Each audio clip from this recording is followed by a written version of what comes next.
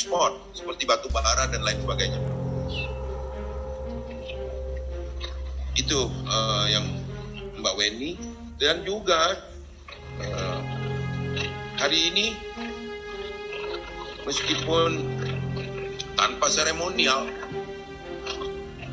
jalan tol Kayu Agung Palembang, Palembang Kayu Agung itu juga sudah dibuka.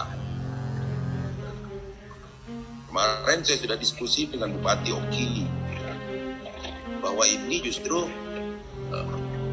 bisa membantu kita dioperasikannya tol ini untuk mendeteksi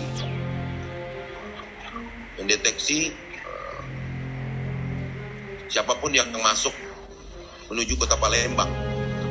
Jadi ada screening juga Kayu Agung. Bupati ternyata sudah menyiapkan thermal scanner dan lain sebagainya.